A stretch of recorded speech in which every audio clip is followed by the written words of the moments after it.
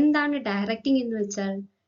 Directing refers to a process of instructing, guiding, counseling, motivating, and leading people in the organization to achieve its objectives. അല്ലെ, directing എന്ന് പറഞ്ഞാൽ എന്താണ്? ഒരു process ആണ്. എന്തിനു വേണ്ടിയുള്ള പ്രോസസ് ആണ്?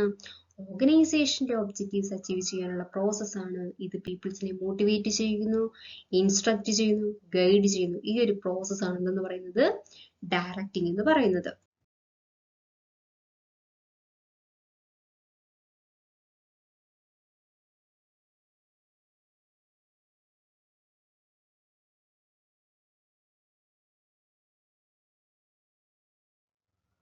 Principles of directing. ഇന്ന് നമ്മൾ പഠിക്കാൻ പോകുന്നത് എന്താണ്? പ്രിൻസിപ്പിൾസ് ഓഫ് ഡയറക്റ്റിംഗ് അല്ലേ. പ്രിൻസിപ്പിൾസ് ഓഫ് ഡയറക്റ്റിംഗ് പ്രോസസ്സിനെ എങ്ങനെ ഹെൽപ്പ് ചെയ്യുന്നു, അതെങ്ങനെയാണെന്ന് നമുക്ക് നോക്കാം.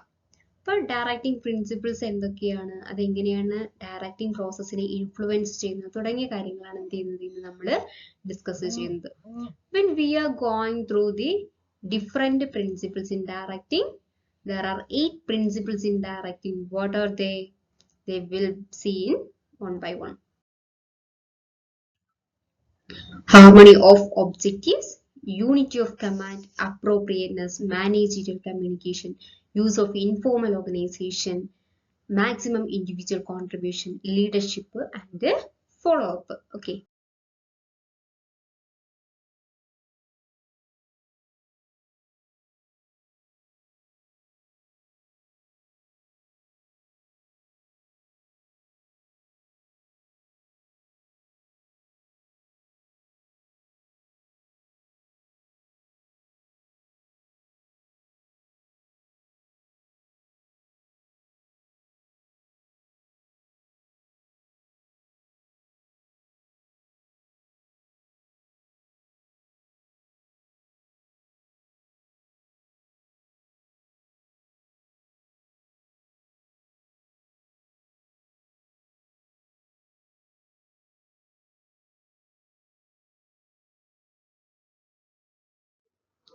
മാക്സിമം ഇൻഡിവിജ്വൽ കോൺട്രിബ്യൂഷൻ എന്താ ഇവിടെ ഉദ്ദേശിക്കുന്നത്? ആരെയാണ് നമ്മൾ കൺസേൺ ചെയ്യുന്നത്? ഡയറക്റ്റിംഗ് എന്ന ഫംഗ്ഷൻ നമ്മൾ കൺസേൺ ചെയ്യുന്ന ആരെയാണ്? ഹ്യൂമൻസിനെയാണ് അല്ലേ. Okay. We have already seen that direct is concerned with human aspects of the organization. ഒരു ഓർഗനൈസേഷൻ അല്ലെങ്കിൽ ഒരു സ്ഥാപനത്തിലെ ഹ്യൂമൻ ആസ്പെക്ട്സുമായിട്ട് ബന്ധപ്പെട്ടതാണ്, അല്ലെങ്കിൽ എംപ്ലോയീസുമായിട്ട് റിലേറ്റ് ചെയ്യപ്പെട്ടതാണ് ഡയറക്റ്റിംഗ് എന്ന് പറയുന്നത് അല്ലേ. അപ്പോൾ എംപ്ലോയീസ് എന്ത് ചെയ്യണം? മാക്സിമം പൊട്ടൻഷ്യാലിറ്റീസ് പുറത്തു കൊണ്ടുവരണം അല്ലെ. അതിനാവശ്യമായ ഒരു അവസരം ആര് കൊടുക്കണം? നമ്മൾ കൊടുക്കണം, നമ്മൾ ഓർഗനൈസേഷൻസ് കൊടുക്കണം. അപ്പൊ അതാണ് ഈ ഡയറക്റ്റിംഗിന്റെ പ്രധാനപ്പെട്ട ഉദ്ദേശം എന്ന് പറയുന്നത്. Maximum individual contribution. Directing helps every individual to contribute their maximum efficiency. ഓരോ എംപ്ലോയീസിന്റെയും മാക്സിമം പൊട്ടൻഷ്യാലിറ്റി അല്ലെങ്കിൽ പരമാവധി കാര്യക്ഷമത അത് കോൺട്രിബ്യൂട്ട് ചെയ്യണം. അതിന് ഉതകുന്ന രൂപത്തിലുള്ളതായിരിക്കണം എന്ന് പറയുന്നത് ഡയറക്റ്റിംഗ് എന്ന് പറയുന്നത് അല്ലെ. അപ്പൊ അതിനനുസരിച്ച് ഡയറക്റ്റ് ചെയ്യുക, ഇൻസ്ട്രക്ഷൻസ് എല്ലാം കൊടുക്കുക, ഗൈഡ് ചെയ്യുക, ഇൻസ്പയർ ചെയ്യുക, അവരെ ലീഡ് ചെയ്യുക, കമ്മ്യൂണിക്കേറ്റ് ചെയ്യുക തുടങ്ങിയ എല്ലാ കാര്യങ്ങളും എന്താ അവരുടെ മാക്സിമം എഫിഷ്യൻസി എന്ത് ചെയ്യുക, അല്ലെങ്കിൽ മാക്സിമം പൊട്ടൻഷ്യാലിറ്റീസ് എന്ത് ചെയ്യുക, കോൺട്രിബ്യൂട്ട് ചെയ്യുന്ന രീതിയിലുള്ളത് ആവണം. അപ്പൊ ഡയറക്റ്റിംഗ് എന്താ ഇവിടെ ലക്ഷ്യമിടുന്നത്? എംപ്ലോയീസിന്റെ മാക്സിമം പൊട്ടൻഷ്യാലിറ്റീസ് എന്ത് ചെയ്യുക, കോൺട്രിബ്യൂട്ട് ചെയ്യുക. ഇതാണ് ആദ്യത്തെ ഫസ്റ്റ് അടിസ്ഥാന തത്വം അല്ലെങ്കിൽ ഫസ്റ്റ് പ്രിൻസിപ്പിൾസ് എന്ന് പറയുന്നത്. ഓക്കെ, ഏതാണ്? Maximum individual contribution. രണ്ടാമത്തെ പ്രിൻസിപ്പിൾസ് ആണ് എന്തെന്ന് പറയുന്നത്? Harmony of objectives. ഹാർമണി, സൗഹാർദ്ദം. എന്താണ്? ഒബ്ജക്റ്റീവ്സിലുള്ള സൗഹാർദ്ദം. എന്താണത്? നമ്മൾ വ്യത്യസ്ത തരത്തിലുള്ള ഒബ്ജക്റ്റീവ്സിനെ കുറിച്ച് മനസ്സിലാക്കിയിട്ടുണ്ടല്ലേ. ഓർഗനൈസേഷണൽ ഒബ്ജക്റ്റീവ്സ് ഉണ്ട്, പേഴ്സണൽ ഒബ്ജക്റ്റീവ്സ്, സോഷ്യൽ ഒബ്ജക്റ്റീവ്സ് അല്ലെ. അങ്ങനെ ഒത്തിരി ഒബ്ജക്റ്റീവ്സ്, നമ്മുടെ ഒബ്ജക്റ്റീവ്സിനെ കുറിച്ച് നമ്മൾ നേരത്തെ കഴിഞ്ഞ ക്ലാസ്സിൽ പഠിച്ചിട്ടുണ്ട്. അപ്പോൾ എംപ്ലോയീസ് ഇൻ ഇൻഡിവിജ്വൽ അല്ലെ, employees in individual he might have some kind of personal objectives. ഒരു വ്യക്തി എന്ന നിലയ്ക്ക് എന്താ, ഓരോ എംപ്ലോയീസിനും അവരവരുടേതായിട്ടുള്ള വ്യക്തിഗതമായ ഉദ്ദേശങ്ങളുണ്ട്. അപ്പം പേഴ്സണൽ ഒബ്ജക്റ്റീവ്സ്, ഇപ്പോൾ ഒരാളുടെ പേഴ്സണൽ ഒബ്ജക്റ്റീവ്സ് എന്ന് പറയുന്നത് എന്താണ്? ഒരു നല്ലൊരു കാർ വാങ്ങണമെന്നായിരിക്കും, ചിലപ്പോൾ നല്ലൊരു വീട് വെക്കണമെന്നായിരിക്കും, അല്ലെങ്കിൽ ചിലരെ അവരുടെ ജോബിൽ ഹയസ്റ്റ് പൊസിഷനിൽ എത്തണം അല്ലെ. ഇങ്ങനെ പലതരത്തിലുള്ള പേഴ്സണൽ ഒബ്ജക്റ്റീവ്സ് ആയിരിക്കും അയാൾക്കുണ്ടായിരിക്കുന്നത്. നമ്മുടെ ഓർഗനൈസേഷനെ സംബന്ധിച്ച് വരുമ്പോൾ എന്താണ്? Which is important in personal objectives or organisational objectives എന്ന് ചോദിച്ചാൽ നമ്മൾ എന്ത് പറയും? ഓർഗനൈസേഷണൽ ഒബ്ജക്റ്റീവ്സ് ആണ് അല്ലെ. സ്ഥാപനത്തിന് ഇമ്പോർട്ടൻസ് ഓർഗനൈസേഷന്റെ ഒബ്ജക്റ്റീവ്സ് ആണ്. പക്ഷെ പേഴ്സണൽ ഒബ്ജക്റ്റീവ്സിന് കൂടി എന്തുണ്ട്? ഇമ്പോർട്ടൻസ് ഉണ്ട് ഇല്ലേ? ഇമ്പോർട്ടൻസ് ഇല്ലേ? ഉണ്ട്. അപ്പോൾ ഒരു വ്യക്തിയെ സംബന്ധിച്ചിടത്തോളം പേഴ്സണൽ ഒബ്ജക്റ്റീവ്സിനും ഇമ്പോർട്ടന്റ് ആണ്. ചിലപ്പോഴെങ്കിലും എന്ത് സംഭവിക്കും നമുക്ക്? There may be chance for conflicting between ഏത് പേഴ്സണൽ ഒബ്ജക്റ്റീവ്സും ഓർഗനൈസേഷണൽ ഒബ്ജക്റ്റീവ്സും അല്ലെ. പേഴ്സണൽ ഒബ്ജക്റ്റീവ്സും ഓർഗനൈസേഷണൽ ഒബ്ജക്റ്റീവ്സും തമ്മിൽ ഒരു കോൺഫ്ലിക്റ്റ് ഉണ്ടാവാൻ ചിലപ്പോൾ ചാൻസ് ഉണ്ട്. ഇത് തമ്മിൽ കോൺഫ്ലിക്റ്റ് ഉണ്ടാകാനായിട്ട് സാധ്യതയുണ്ട് അല്ലെ. അപ്പൊ ഇങ്ങനെ കോൺഫ്ലിക്റ്റ് ഉണ്ടായാൽ ശരിയാവോ? ഇല്ല. അപ്പൊ പേഴ്സണൽ ഒബ്ജക്റ്റീവ്സ് സാറ്റിസ്ഫൈ ചെയ്യണം, ഓർഗനൈസേഷണൽ ഒബ്ജക്റ്റീവ്സും നമുക്ക് റിയലൈസ് ചെയ്യുകയും വേണം. അപ്പൊ എന്ത് ചെയ്യണം? There must be have a harmony between the personal objectives of the employee and the organization objectives. Okay. So here it was said that directing must help to remove the conflict between employees' objectives and organizational objectives. ഒരു എംപ്ലോയിയുടെ ഉദ്ദേശവും ഒരു ഓർഗനൈസേഷന്റെ ഉദ്ദേശവും തമ്മിൽ എന്തെങ്കിലും തരത്തിലുള്ള സംഘർഷം ഉണ്ടായാൽ, എന്തെങ്കിലും തരത്തിലുള്ള കോൺഫ്ലിക്റ്റ് ഉണ്ടായാൽ അതിനെ പരിഹരിക്കാൻ അല്ലെങ്കിൽ അതിനെ സോൾവ് ചെയ്യാൻ ഡയറക്റ്റിങ്ങിലൂടെ എന്ത് ചെയ്യണം? നമുക്ക് പറ്റണം. പ്രോപ്പർ ഇൻസ്ട്രക്ഷനിലൂടെ പറ്റണം, പ്രോപ്പർ മോട്ടിവേഷനിലൂടെ അല്ലെങ്കിൽ പ്രോപ്പർ കമ്മ്യൂണിക്കേഷനിലൂടെ ഒക്കെ നമുക്ക് പറ്റണം. ഓക്കെ. അപ്പൊ ഡയറക്റ്റിങ്ങിന്റെ സെക്കൻഡ് പ്രിൻസിപ്പിൾസ് എന്താ പറയുന്നത്? Direct must not be any conflict between objectives of the person and objectives of the organization. There must be harmony of objectives. രണ്ട് പ്രധാനപ്പെട്ട പ്രിൻസിപ്പിൾസ് ആണ് പറഞ്ഞത്. ഏതൊക്കെയായിരുന്നു? മാക്സിമം ഇൻഡിവിജ്വൽ കോൺട്രിബ്യൂഷനും സെക്കൻഡ് ഹാർമണി ഓഫ് ഒബ്ജക്റ്റീവ്സും. അടുത്ത മൂന്നാമത്തെ പ്രിൻസിപ്പിൾ അല്ലെങ്കിൽ തേർഡ് പ്രിൻസിപ്പിൾസ് ആണ് എന്ന് പറയുന്നത് unity of command. We have already learned about unity of command. That was propounded by Henri Fayol. Henri ഫയോളിന്റെ പ്രധാനപ്പെട്ട മാനേജ്മെന്റ് പ്രിൻസിപ്പിൾസിൽ ഒന്നാണ് എന്തെന്ന് പറയുന്നത് യൂണിറ്റി ഓഫ് കമാൻഡ് എന്ന് പറയുന്നത്. എന്താ യൂണിറ്റി ഓഫ് കമാൻഡ് എന്ന് പറഞ്ഞാൽ? Every subordinate must be one boss only അല്ലെ. അല്ലെങ്കിൽ എന്താ? Every subordinate must be one superior only. Every person is bound to obey and superior one superior at a time അല്ലെ. ഒരു എംപ്ലോയി എന്ത് ചെയ്യണം? ഒരേ സമയം അല്ലെങ്കിൽ അറ്റ് ദി ടൈമിൽ എന്താ? ഒരു സുപ്പീരിയറിൽ നിന്ന് മാത്രമേ എന്ത് സ്വീകരിക്കാൻ പറ്റൂ? ഓർഡേഴ്സ് സ്വീകരിക്കാനായിട്ട് പറ്റുള്ളൂ. ഓക്കെ. എന്ന് പറഞ്ഞാൽ എന്താ കാര്യം? ഇല്ലെങ്കിൽ അവിടെ എന്തുണ്ടാവും? കോൺഫ്ലിക്റ്റ് ഉണ്ടാവും അല്ലേ. അപ്പോ ഒരാൾ വന്നിട്ട് അങ്ങനെ ചെയ്യുന്നു പറയുന്നു, വേറൊരാൾ വന്നിട്ട് ഇങ്ങനെ ചെയ്യുന്നു പറയുന്നു. പല രീതിയിലൊക്കെ ഇങ്ങനെ ഒന്ന് പറയുമ്പോഴത്തേക്ക് എന്താ അവിടെ ഒരു കോൺഫ്ലിക്റ്റ് ഉണ്ടാകാനായിട്ട് ചാൻസ് ഉണ്ട്. അപ്പൊ എന്താ അവിടെ കൺഫ്യൂഷൻ ഒന്നും ഉണ്ടാകാതിരിക്കാൻ വേണ്ടിയിട്ട് അല്ലെ, കൺഫ്യൂഷൻ ഒന്നും ഉണ്ടായിരിക്കാൻ വേണ്ടി ഇവിടെ എന്ത് ചെയ്യണം? യൂണിറ്റി ഓഫ് കമാൻഡിന്റെ പ്രാധാന്യം ഉണ്ട് അല്ലെ. അപ്പൊ while giving direction to the subordinate all the superior must follow the principles of unity of command.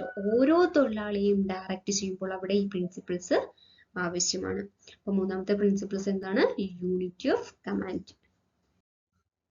Then next principles ആണ് എന്ന് പറയുന്നത് അപ്രോപ്രിയേറ്റ്നെസ് അല്ലെങ്കിൽ അനുയോജ്യത എന്ന് പറയുന്നത്. That means appropriate techniques should be adopted by the superior based on the needs and wants of the employees. Needs and wants of the employees are differ from person to person because all are human beings അല്ലെ. ഓരോ ഇൻഡിവിജ്വൽസും അടുത്തിരിക്കുന്ന ആളിന് അല്ലെങ്കിൽ മറ്റൊരാളിൽ നിന്നും എന്താണ്? വ്യത്യസ്തനാണ്.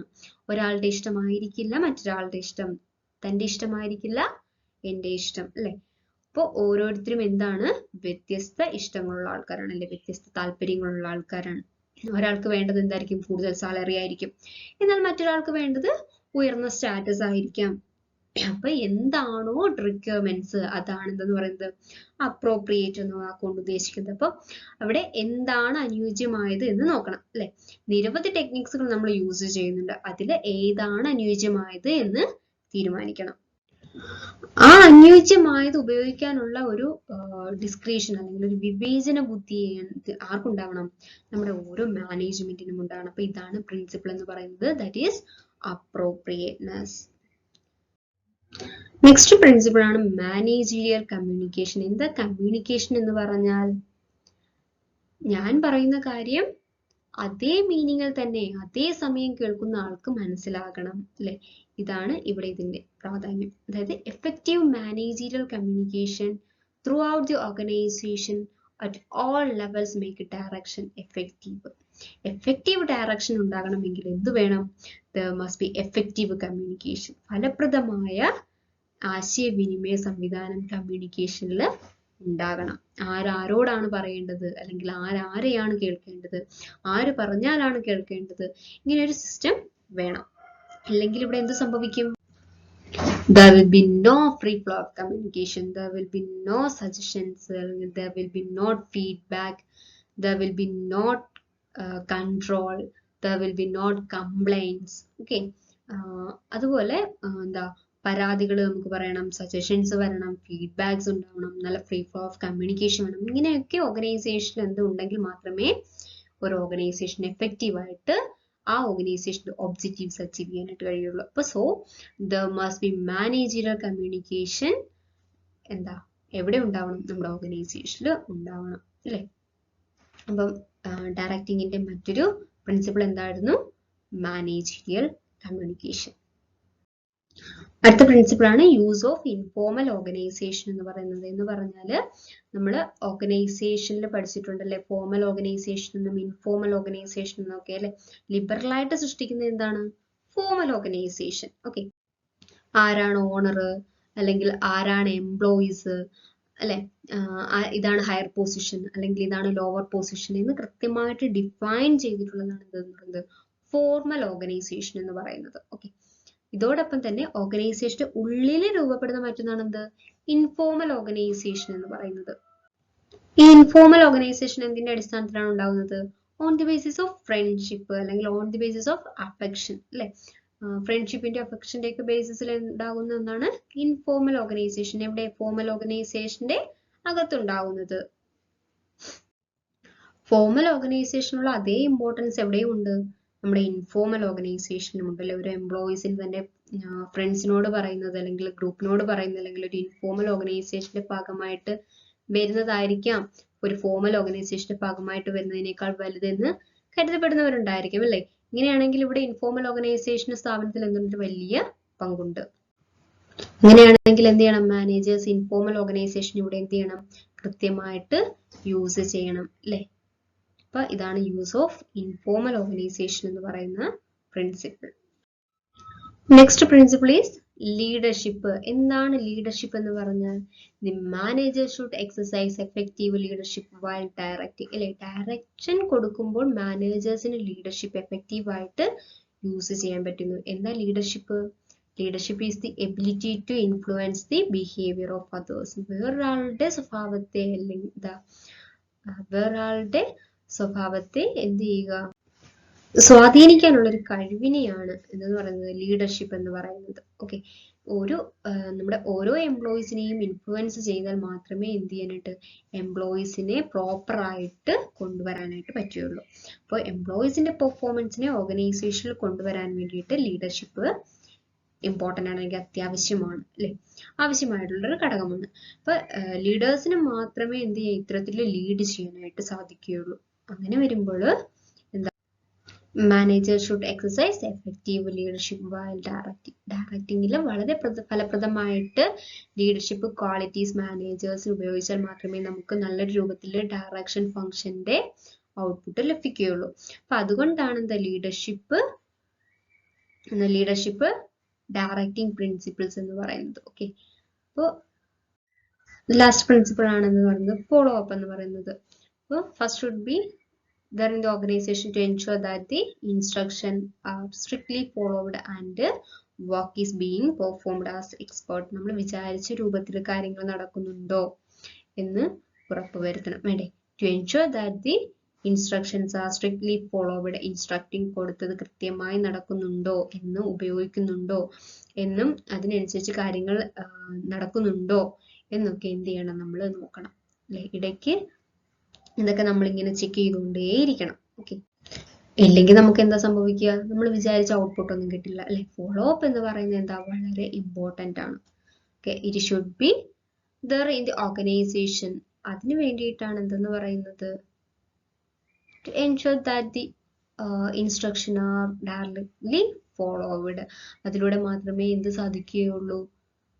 The work is being performed as expected. നമ്മൾ വിചാരിച്ച രൂപത്തിലേക്ക് ജോലി നടക്കണമെങ്കിൽ എന്താ അങ്ങനെയൊക്കെ നമ്മൾ വിചാരിച്ച രീതിയിൽ എന്താ നമ്മുടെ ജോലി നടക്കുന്നുണ്ട് എന്നൊക്കെ ഉറപ്പുവരുത്താൻ സാധിക്കുകയുള്ളൂ. ഓക്കെ, അതിനെന്താണ് വേണ്ടുന്നത്? ഫോളോ അപ്പ് ആക്ടിവിറ്റീസ് ചെയ്യണം അല്ലേ? ഫോളോ അപ്പ് നമ്മൾ നോക്കണം. ഓക്കെ, അപ്പോൾ ഡയറക്റ്റിങ്ങിൻ്റെ 8 അടിസ്ഥാന തത്വങ്ങളാണ് പറയുന്നത്. ലാസ്റ്റ് വൺ ആണ് ഫോളോ അപ്പ്. ഈ 8 പ്രിൻസിപ്പിൾസിനെ ബേസ് ചെയ്തിട്ടാണ് ഡയറക്റ്റിംഗ് എന്ന ഫംഗ്ഷൻ മാനേജ്മെന്റിൽ നടത്തുന്നത്. ഏതൊക്കെയായിരുന്ന പ്രിൻസിപ്പിൾസ്?